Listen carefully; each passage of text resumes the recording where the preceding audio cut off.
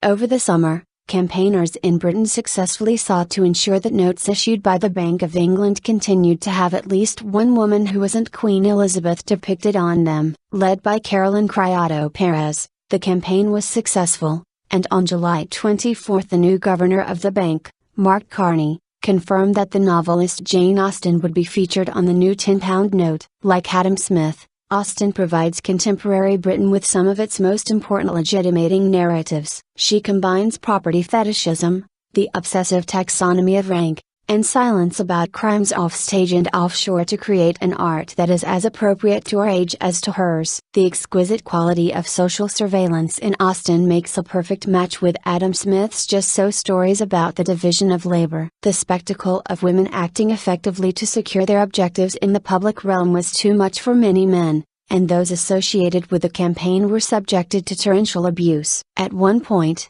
Criado-Perez was receiving a violent threat a minute on Twitter, many of them of rape and murder. This outburst of misogynist hatred has highlighted what women have long known: public speech and action carries costs for women that don't normally apply to men. The default for public status is a white, straight, university-educated, middle-class male. Anyone who doesn't meet all these criteria can very easily become a magnet for intense fury. Women are particular targets. A woman with the audacity to speak publicly will face much more in the way of abuse and hostility, simply because she is a woman. And this isn't only about lonely and disappointed misogynists. The denigration of women is still pervasive in society. In competitive environments, misogyny often confers advantage. It is still a part of how business is done, and how the proceeds are divided. The internet only makes woman hatred more visible. Don't feed the trolls. Understanding what is going on is sometimes made more difficult by the concept of trolling.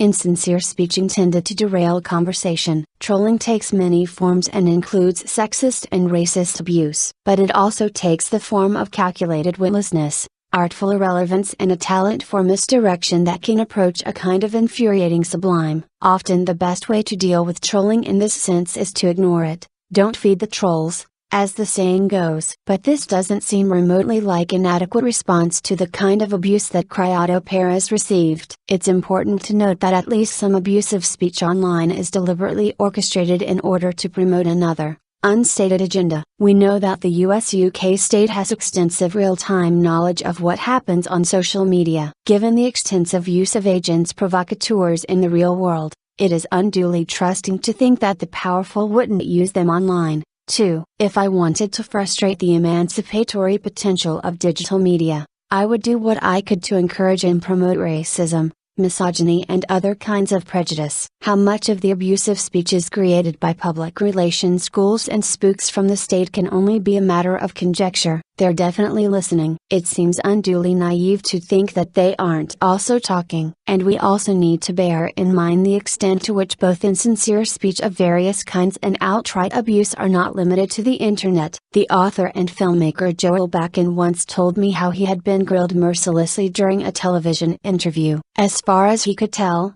his interviewer thought his film, The Corporation, was wholly without merit, a travesty of poor argument and slanted statistics. It was only when the show cut to a commercial break that his on-air inquisitor told him how much she had enjoyed the film, and how right he was to highlight the psychopathic nature of the corporate form, something she herself had experienced. Equality and the public sphere. Much of what we see on television has this unreal quality. People inhabit roles for the sake of argument, even when a sincere exploration of common ground would probably be far more interesting for viewers. Similarly, the people who write much of the content of the right-wing press don't believe a word of their own output. The mainstream media themselves are engaged in trolling on the grand scale. For a long time they did so with something like impunity. Anyone who wanted to be asked back would think twice before pointing out the hypocrisy. Nevertheless, the public sphere is much more hostile to some than others. If we are serious about liberating ourselves,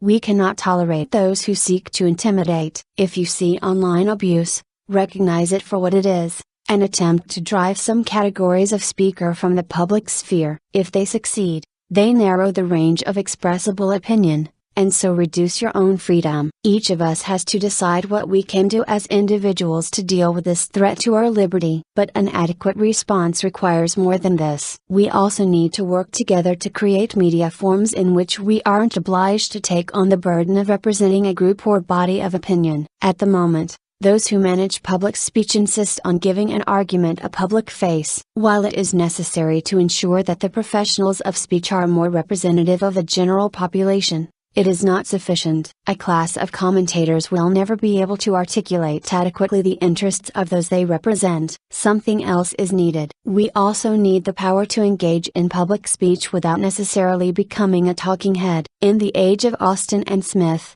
children were seen and not heard. A citizen is someone who is heard even when they choose not to be seen. This is, after all, the privilege that the intelligence agencies claim for themselves. We can imagine a system in which ideas are explored on their own terms, and don't need to be associated with people who can then be demonized or abused. The power to initiate public speech, to engage in dialogue and debate on terms we choose, is central to the creation of a democratic culture. We don't all have to become great orators, but we do need to be more familiar with the mechanics of publicity, something that the current regime of representation does nothing to demystify. This brings us back to the still waters of media reform. In Matthew Boulton's time, a few propertied men had the power that all the world wants. To an extent that should shock us more than it does, they keep it still, until we reform the mechanisms of public speech, so that we can all speak in conditions of equality. The world made by Boulton and depicted by Austen will endure. Gentility and barbarism will exist as two sides of the same coin.